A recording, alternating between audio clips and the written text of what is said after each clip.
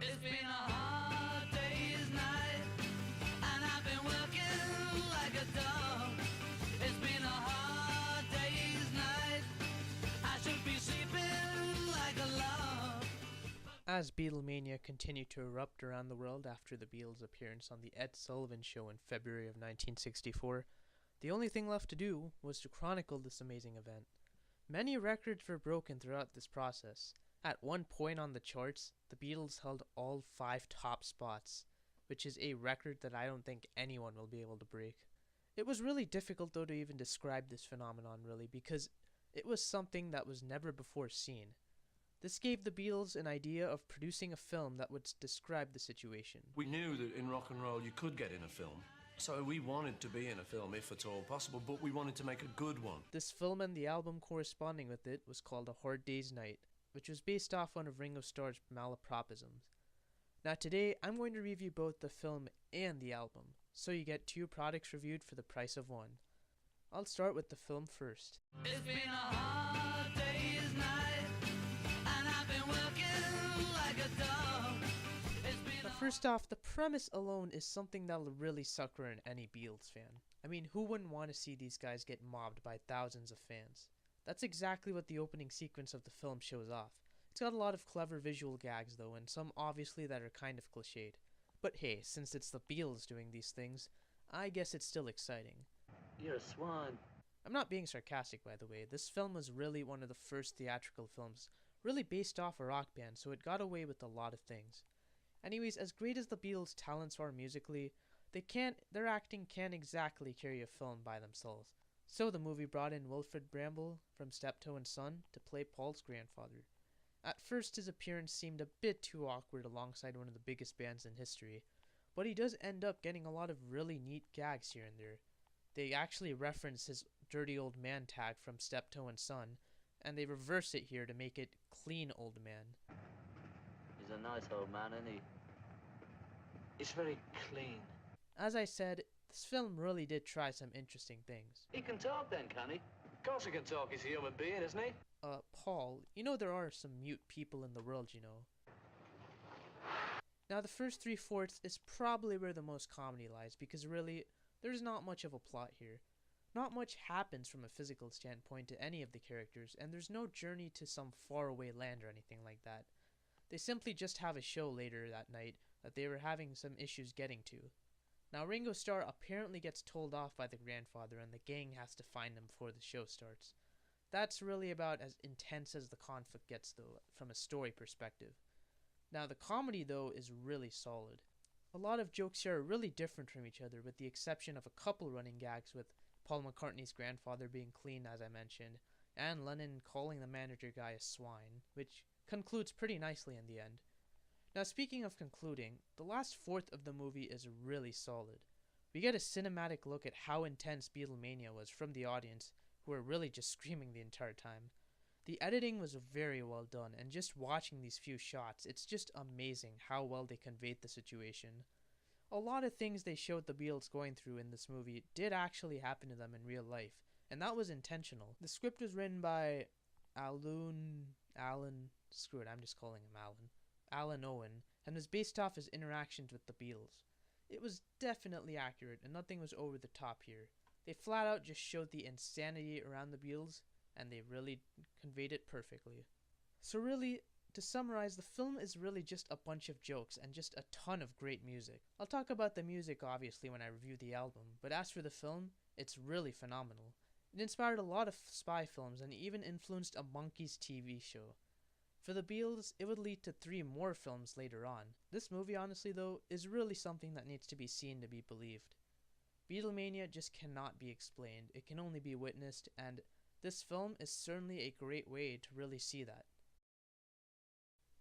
With the film now reviewed, let's take a look at something even bigger, the soundtrack, A Hard Day's Night. Now this soundtrack was different in the United States, but I'm reviewing the original UK versions because that's really the version that the Beatles are mostly associated with. It was released just 4 days after the film, and it was a massive hit for them. After half a year of constant touring and promotional work, it's really surprising to see that this album had no covers in it. The only pre-Rubber Soul album along with Help not to have any covers.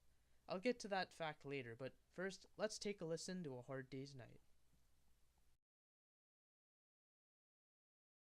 It's been a hard day's night, and I've been working like a dog. Starting things off is the title track, A Hard Day's Night. It's probably the most memorable opening in musical history, with that out-of-nowhere guitar chord that just punctuates the song. The best part vocally is the scream by McCartney before the guitar solo, but John Lennon could also get credit for pouring in a solid vocal performance. Following that awesome chord is some amazing guitar work done by a combination of, it seems, George and John. I'm sure that the solo was done by George because his solos always have a strong sense of technicality. The solo is fantastic regardless, but the ending is also worthy of a mention because really of how it fades out on a nice guitar hook. I love fade outs in music that fade out either on a short musical passage or a vocal passage. This song is no exception to that rule. It's easily a good song. Also, you have to love the title. This won't be the only John Lennon song to borrow one of Ringo Starr's malapropisms, by the way. Really, this song is so memorable in almost every aspect. Play it to any person on the street, and there's a high chance that they will recognize this tune. The musicianship is excellent, the vocals are awesome, and the words are unforgettable. This one is really a classic Beatles song. I should've known better with a girl like you. Following suit is another John Lennon composition, I Should Have Known Better. This is one of the last John Lennon tracks to use a harmonica, but it's the highlight here. That harmonica riff is genius and starts the song swinging. The vocal highlight is during the chorus because of how impossible it is not to get hooked to it. It's a real strong vocal hook and really an example of how crucial multi-tracking is. One single voice probably wouldn't have grabbed you as strongly, I feel. Anyways, this is a fantastic song. It's lacking in the lyric department, but it goes above and beyond in the sound category. The harmonica here is just overpowering and goes along perfectly with the guitar work. That is really going to shine on this album. It's a difficult song to analyze because it's really just so upfront and straightforward. Despite that though, it still manages to be an outstanding track. Give my heart to you. I must be sure. Next up is If I Fell. For those of you who have been waiting for a truly great Beatles song in all areas, you finally got your wish here. Vocally, the harmonies are really stunning and carry this ballad to great heights. The musicianship is pretty calm, but I definitely enjoy Ringo's drum fills after each verse, despite a pretty simplistic drum track for the most part. However, the real highlight here are the lyrics. I mentioned last time and not a second time that Lennon would kind of start to pour in some pessimistic songs, and this is a great example of that. It's really complex psychologically and questions the trust of a relationship. This one is absolutely good. The musicianship and harmonies complement it so well that it really seems greater than it is. Actually, it really is great. This, folks, is a truly underappreciated song that was Lennon's first lyrical accomplishment in my eyes. It's really a high jump in quality from some of the stuff we heard from the last two albums. Before this dance is through, I think I love you too. I'm so happy when you dance with me. Simplifying things now, we have I'm Happy Just to Dance With You. The rhythm in this song is fantastic and really the biggest driving force here. They go along well with the harmonies that come and go throughout the verses and conclude the track at the end. Lyrically, well, I really expected a little more, to be honest. But does the song still manage to be good though? Not quite. It's okay. The problem here is that it suffers from the same problems that I found with previous filler tracks from With the Beatles. I mentioned that when John Lennon and Paul McCartney write together for another artist, they generally don't come up with anything above average because, as I said, they would just sing themselves in that case. Here, they give it to George Harrison. In fact, this song is George Harrison's only lead vocal on the album, and sadly, it seems like he just got another hand-me-down from John Lennon and Paul McCartney. It's not a bad song though at all. The harmonies are great, Harrison does a solid job on lead vocals, and I really like Ringo Starr's drumming here. It complements the guitar work excellently and really gives the song probably one of the best beats on this whole album. But aside from that, it's really lackluster.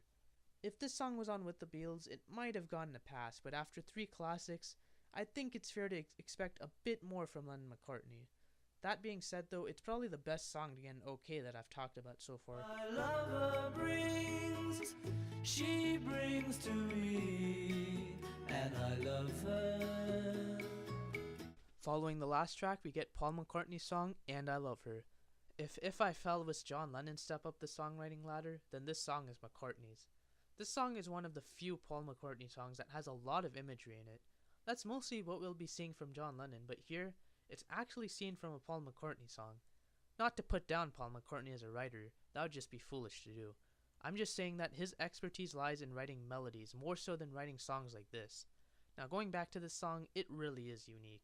The guitar work here specifically just separates it from the rest of the pack. George Harrison is responsible for that as he adds a classical guitar riff to this song. Mix that in with Ringo Starr adding the claves and bongos rather than his usual drums, and you have a very distinct song. McCartney's vocals here are just perfect. As loud as he can be on songs like I Saw Her Standing There, his gentle vocals can be even better at times, like here. Lennon actually called this song McCartney's first Yesterday, which is really high praise, and I definitely agree because this song is really good. I don't think I need to discuss the song this much to give you that impression. Tell me why you cried and why you lied to me. And John Lennon comes right back with Tell Me Why. This is an example of the Beatles expanding their sound a little bit.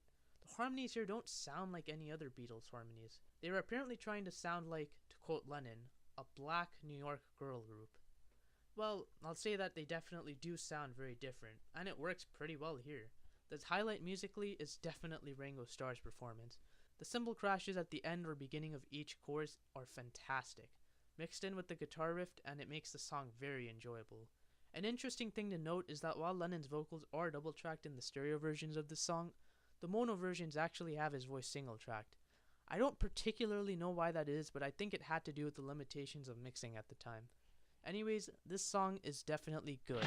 I have to say that in addition to the solid musicianship, the lyrics have definitely been a step up so far. This song kind of also goes into a bit of psychology.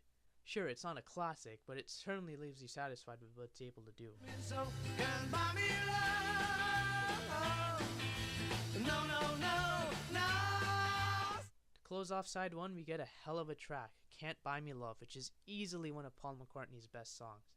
I'm just going to say it right now, it's brilliant. Everything from the amazing vocals to the exquisite guitar work to even the somewhat philosophical lyrics just hit bullseye here. There are definitely a lot of highlights, and it was hard to pinpoint just the few that I have listed there because this one is really a blast. McCartney's vocals are again at pure form, while the guitar work once again powers the song, peaking during the solo. Lyrically, it's interesting to see Paul McCartney talk about a very true fact, that material possessions really cannot get you happiness. Also, McCartney rhyming rings with things is essentially going to be his go-to rhyme. He's really going to do it quite a bit. But that's just a nitpick. This song is awesome. Easily good, if not one of the greatest Beatles songs. Anytime at all. Anytime at all. Anytime. Now we get to side 2, which are songs not featured in the film but just new Beatles compositions. We start off with Any Time at All. The highlight vocally is the chorus because that immediately blasts out of the speakers in the introduction and never gives up. Musically, I'm just in love with that solo. I think they had a guitar and a piano play the same bit, with the piano being louder, but whatever they did, it's incredibly addicting. Rarely is a solo so catchy, but I feel that this solo is just instantly likable. After that solo, the chorus erupts once again several times before the song concludes, leaving you very satisfied. Need I say it? This one is certainly great. It's just propelled with a mix of John Lennon's great vocals and the amazing instrumentals. The piano and guitar here share their level of dominance, and as I said, it's really irresistible. Nothing remotely bad to say about this one at all. I get myself locked up today, but I can't, so I cry instead. It's Lennon again as we have I'll Cry Instead. This track is the shortest song on the album, which is rather disappointing because I really enjoy the instrumentals here. It's got a country feel to it, again distinguishing it from the other Beatles tracks. The guitar riff in particular is just addicting. The downbeat lyrics are also a nice compliment. It's almost like If I Fell in that regard, and since that song was fantastic, it's only natural that this song works just as well. It's yet another good song. This was actually recorded for the film, but the producer, Dick Luster, preferred Can't Buy Me Love's livelier tone, and that was chosen instead. And while that song is obviously better, this one easily could have replaced the filler I'm Happy Just to Dance With You. This one also has passion put into it vocally by Lennon. His delivery during that line that I put on the highlight, vocally, is just perfect and easily the highlight of the track as a whole. Really, the only problem with this song is, as I mentioned, it's a bit too short, so if you're not paying attention, you might miss it. However, that's too minor to drag this song down. It's definitely a good track. We remember things we said today. Now it's McCartney's turn to answer with his song Things We Said Today. Musically, I love that little guitar lick that persists throughout the song. It's apparently Lennon pressing down a low piano note and being followed by a quick strum by the guitarist, which I believe is also Lennon. The highlight here though are the lyrics. You can kind of sense the change of attitude that Lennon and McCartney are going through with their lyrics. You got a few downbeat songs from Lennon, and here, McCartney dives into a feeling of nostalgia, remembering the things he did with his lover when they aren't together. I really enjoy songs like this that go in a different direction. It's not just a simple I love you song, and that's what makes this so great. It's definitely good. Another standout here is that bridge. Similar to what the Beatles did in From Me to You, the middle 8 is in major key, which contrasts the minor key during the rest of the song. It's even better here though because the song actually picks up pace and the instrumentals really become more prominent. This one is fantastic, easily good, and yet another classic. I got a whole lot of things to tell her when I get home. Next up is When I Get Home. This is another track that I'd call filler because unlike most of the other tracks on the album, it really doesn't have as much to bring to the table. Musically, the rhythm is definitely its shining moment that just carries it. Vocally, I also really love those harmonies that once again are distinct. That's really all it does though, and the biggest problem is with its lyrics. It's not exactly some of Lennon's best lines, and it recycles the concept of coming back home to a lover, which the title track from this album and the last album actually already talked about. As a whole though, I'd still call this good. What keeps this song fresh are just the instrumentals and the vocals. The sound here is definitely great, and there's a lot of unusual chord progressions in this song, constantly changing from major and minor keys. The explosion of the chorus in the beginning is also pretty awesome, and continues the trend of all the songs in this album just sounding amazing. If the lyrics were just a little bit better, this would be up there with the other classics on the album. It's still good, but man, it really could have been great. Because I told you before, oh, you can't do that. We're at the penultimate track, You Can't Do That. Obviously, you can't talk about this song without mentioning that great guitar riff. It's among their best guitar riffs and certainly gets stuck in my head more often than not. If you thought John was done with songs about heartbreak and I'll Cry Instead, then you are wrong. Now this one is interesting because it talks about what others think, which is funny because later on the Beatles' attitude would kind of be the opposite. Vocally, John Lennon's voice just powers through the chorus, and he even plays that guitar solo, so this really is his track. It's another good track as well. This is simply just perfect execution in all three areas, and just about everything in this song is memorable one way or another. It's yet another Beatles classic, and really among one of their finest songs that's driven by a guitar riff. If you break my heart, I'll go, but I'll be back again. We arrive at the last track, I'll Be Back. It's one of their most complex pieces just based off its tone. It's one of the few Beatles songs from this era where I really felt the melancholy emotion the song was trying to convey.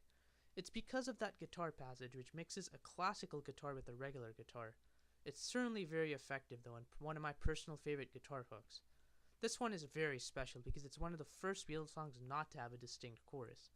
That's just really impressive, and along with the pessimistic vocals and pretty interesting lyrics, it's one of the best songs on the album.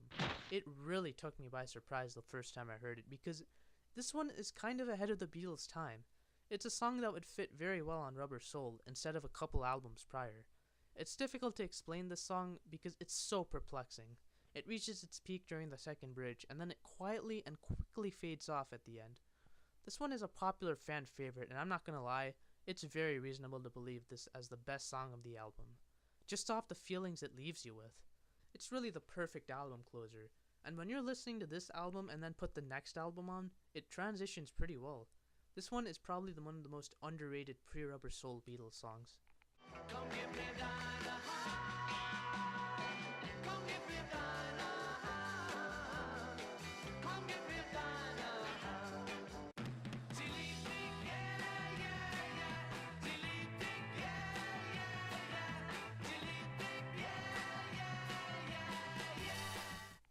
Now I should probably talk about the 2 German songs the Beatles released.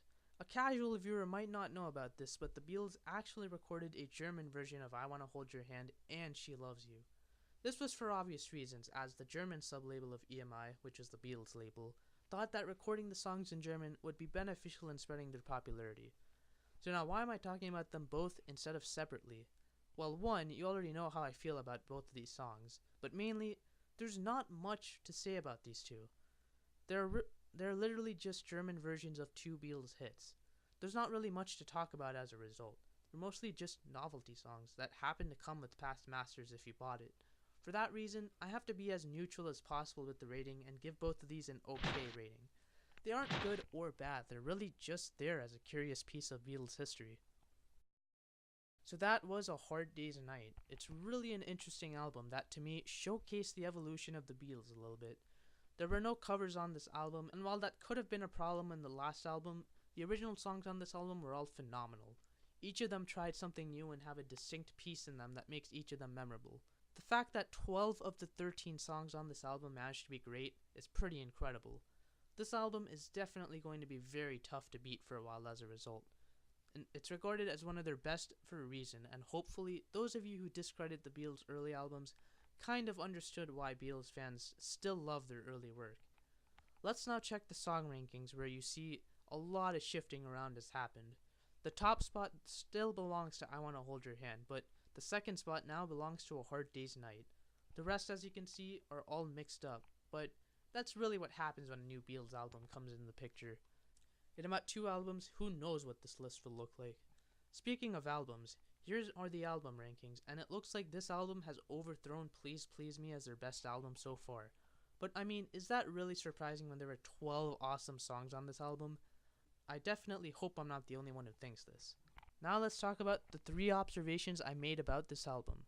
First off, there were no covers on this album, as I mentioned. 9 of the 13 songs were written by John Lennon, and 3 were written by Paul McCartney. The other one was co-written. It's really hard to explain why, but I guess Lennon and McCartney must have just had creativity strike them. I guess Beatlemania itself gave them a lot of material to discuss, and hey, we saw the results of that. When the Beatles have time, they will always create masterpieces. As you saw in With the Beatles, I think they just didn't have enough time since they were constantly appearing on all these different shows, so they just threw together a collection of songs. Here, they had a lot of time where they weren't really performing, which might have given them some material.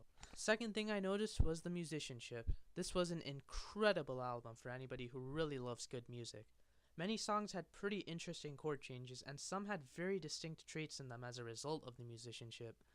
A lot of the songs were focused around a riff this time around, and that led to a more complete song as a result. It wasn't just the guitar work though. Ringo Starr was on his A game throughout the whole album, putting forth a solid performance from his Ludwig drum set. A lot of his fills greatly enhanced the song and just fit so well with the guitar work. The Beatles may not be poetic geniuses yet, but their talent level from a musical standpoint was unquestionable. Last thing, the songwriting. This album, I think, was where their songwriting started to shift more towards pessimistic subjects. I know that the first 2 albums had songs like Misery and Don't Bother Me where they were rather downbeat, but there were several songs on this album that really took off with that concept. To me, that's what makes this album so great.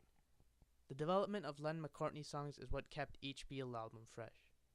If every Beatles song was just a simple I Love You track, I guess they might have still been popular, but their earlier albums might not have gotten a good reputation, with the same type of songs being released. As a result of this development, the songs became more memorable, and definitely a lot more enjoyable. So that should do it for A Hard Day's Night. Certainly a classic album that I'll always enjoy. Join me next month when I look at the next Beatles album considered to be their worst, Beatles For Sale.